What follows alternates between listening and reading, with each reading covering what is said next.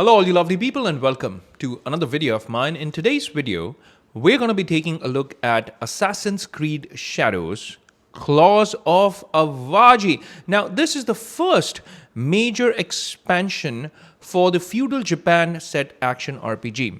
Now, it aims to provide closure to lingering plot threads from the base game, specifically focusing on Naoe's quest to find her mother. It introduces a new region, obviously called Awaji, therefore the name. And it also has some new gameplay features, which I'm going to talk about in this video. For dedicated fans of AEC Shadows, it offers a solid 10 plus hours of gameplay and new content. So, is it something that is really exciting? Or does this feel like too little, too late? This is what I'm going to be talking about in the video today. So kindly stick around till the end of the video and hopefully you will be able to make an informed decision.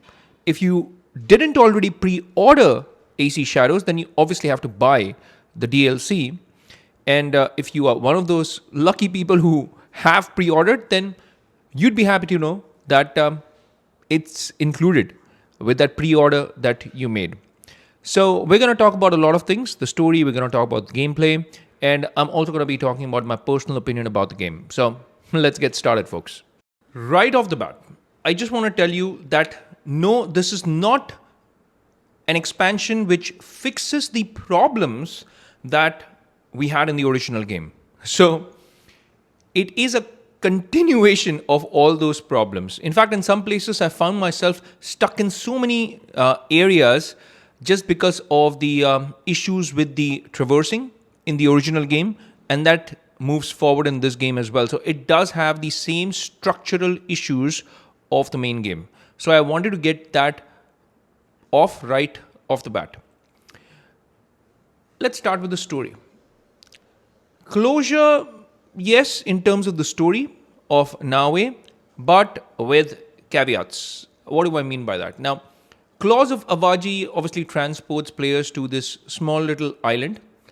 And here, as Naoe or Yasuke, you have a choice of playing as either one of these characters, but it makes more sense for you to play as Naoe, as this story is directly linked with her and her mother. So, when I was playing this game, I was trying to play this game as Naoe as much as possible. And this new small island is a self-contained world.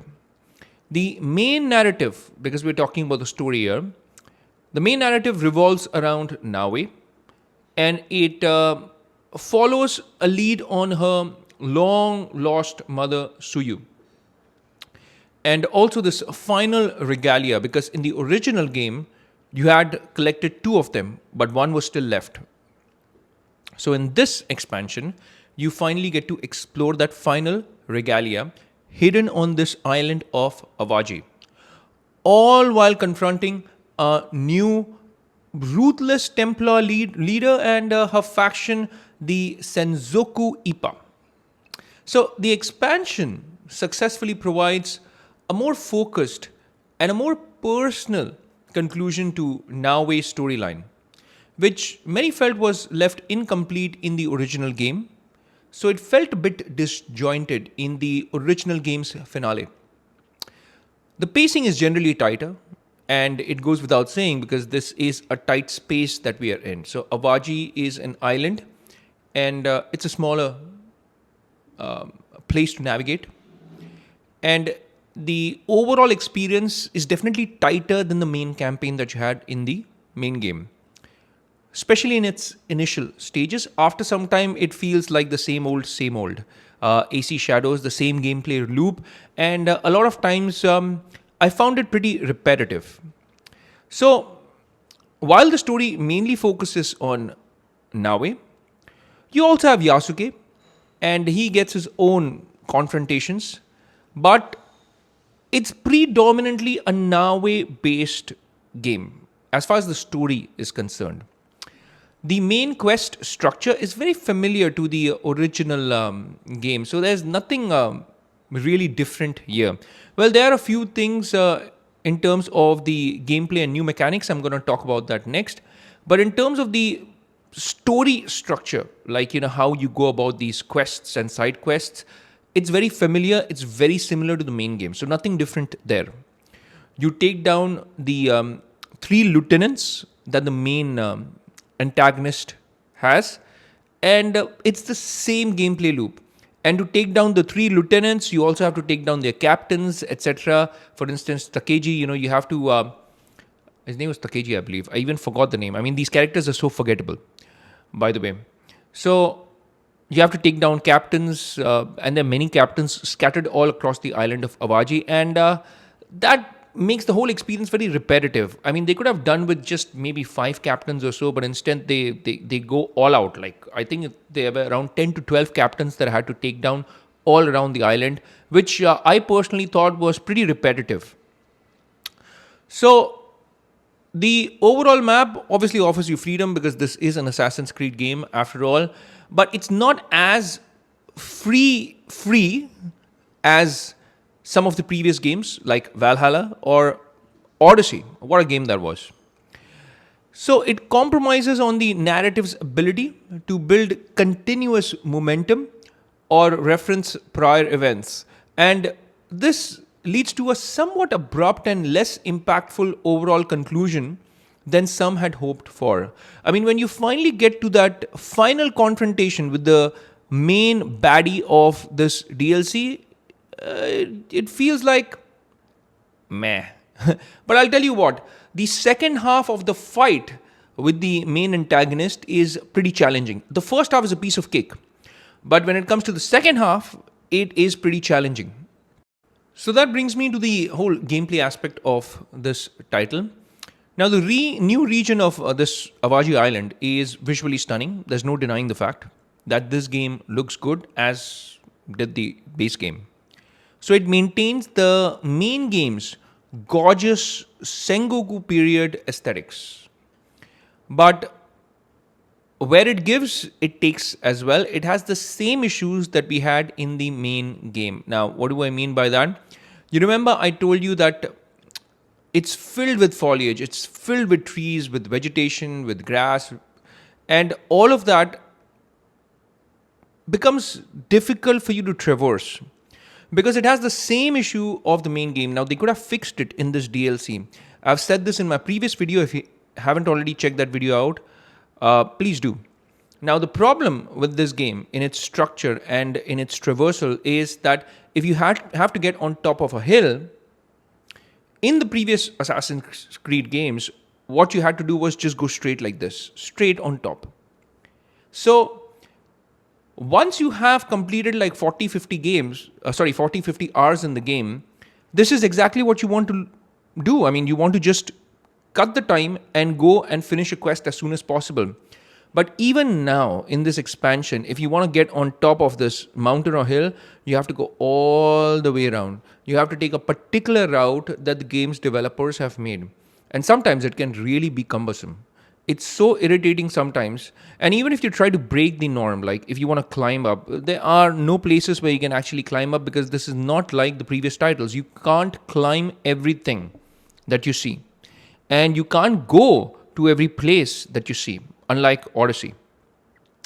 So that is an issue here, and it continues with this game as well. That's why I told you, I mean, this game, it has the same issues, it has the caveats, and these are some of them that I'm personally talking about. It's a more mountainous and a more isolated area than the main map. So to me, when it comes to this island, it felt a little more empty than the main game. And I'll tell you what I also did not like in this. When it comes to the gameplay, most of the times in my gameplay time, obviously it's based on my gameplay time, most of the times I found myself in the season of snow or in rain. Even in real life, I hate these, seasons. I don't like snowfall. I don't like rain. So in the main game, you know how the animation and how the traversal changes when it comes to snow. So your movement in snow becomes much slower than it is without snow. And that was another hindrance. So the traversal system was already bad, but it just makes it worse. I understand that the developers try to create new dynamics with the whole seasonal system. And yes, it does bring about certain things which I appreciate. And hopefully, they will take the same system and probably implement it in future AC games as well. But to me personally, it did not work. It just made a slow game even slower, if you understand where I'm coming from. And let me know if you feel the same in the comments section. So this is an isolated area, and because it's an isolated area, obviously it's denser. You have more enemies coming at you, and all across the islands you will find very irritating traps. So every time you would be going across a barbed wire, and some trap will just get set off, and then you'll have enemies attacking you from all sides. It's a very repetitive gameplay loop, if you ask me. I didn't exactly like it. It's not a sense of this increased danger. It's not a sense of urgency. It's just more traps. It's just more ambushes. And it just makes the exploration, in my personal opinion, repetitive rather than tense and appropriately challenging, if that's what the developers were going for. To me personally, it did not work. Now, the most significant addition to the gameplay, however, is a new weapon. So with Naoe, you get a new weapon called a bow staff. Now, this is not just a cosmetic addition because it introduces a new stance. So, just by clicking a few buttons, for instance, when you click RB and when you press LB or LT, you can change your stance. So, if you're holding the stick like this, by pressing that LB, the stance changes. So, that I think was pretty interesting. They implemented this really well. So, it's a new stance-based combat mechanic, and you have a high stance, you have a neutral, you have low attacks. And this allows Naoe to interrupt enemies, to sweep them off their feet, and even set up combos. So the bow staff, it adds a gratifying layer of technical depth to Naoe's combat. And there's nothing new in terms of Yasuke, but in terms of Naoe, yes, you have the bow staff now. And it's a new combat kit, and it is a genuinely rewarding weapon to master, and you will appreciate that. Yasuke, unfortunately, does not receive any new weapon, and I think I didn't see anything significantly new for Yasuke except for maybe a few skills that I got to upgrade, which I couldn't upgrade in the main game. This just cements this further that when they were creating or making this game, their main focus was towards Naoe, not Yasuke. In fact, when you get towards the end of the game, the antagonist says something to Yasuke, and that just made this whole thing flash in my mind. Okay, that's where the developers were going, and that's how we got the game's name. And when you finally come to that point, you'd be like, he just feels like a sidekick to Naoe, Yasuke, that is. I finally also want to talk about the island itself, because this is obviously the biggest change in terms of the world, in terms of the map. So this is not exactly a new world, but it's just a small little area. And while the island itself is beautiful, you also have these pink cherry blossom trees as well, but it doesn't drastically feel different to the main game. I was hoping for more geographical dynamics to change, but it pretty much stays the same. So there's nothing very different here with Awaji. And it lacks the distinct identity of past Assassin's Creed DLC locations. Like if you take Valhalla, for instance, the DLC location was really different in that. But here, it just feels the same. Same old, same old. So that is something which I did not personally like. And the side content largely consists of the same kind of activities that you find in the main game as well. And that makes this open world exploration outside of the main narrative feel repetitive, less essential, and more like just a list checking off. So you're just doing this because you have to do it. You're not doing it because you want to do it. You are doing it because you have to do it. That kind of a feeling. Now, I just want to give my final verdict on the Assassin's Creed expansion, Claws of Awaji. Now, this is obviously essential for players who want closure to the main story. And if you've enjoyed the core gameplay loop of AC Shadows, and you were left wanting a more satisfying conclusion to Naoe's story, then this is definitely one of those expansions that you need to get your hands on, because it offers you closure. It is built for endgame players, is what I'm trying to say. There's nothing new in terms of challenge. It's the same old gameplay loop. There's nothing new in terms of fun, in terms of exciting. Again, it's the same old, same old. except for that bow staff. Now that added new dynamics to the game, and I appreciate that. So this expansion successfully ties up most glaring of those narrative loose ends which were there in the original game, and features some excellent high stakes mission design. But apart from that, there are no inventive boss encounters here. And it feels like you just have to do this because you want to know what happens to Naoe's mother and what happens to Naoe's story. That's exactly what my personal motivations were going into the game and why I wanted to finish this game. I just wanted to check that box off. So, if you loved AC Shadows, I would say this is a worthwhile, though perhaps overpriced continuation, because if you haven't pre-ordered AC Shadows, then you have to buy this. And in my personal opinion, it is overpriced for what it is offering. So I would recommend wait and buy this only when it's discounted. If you pre-ordered your AC Shadows, then hey, good news. It's included because you pre-ordered.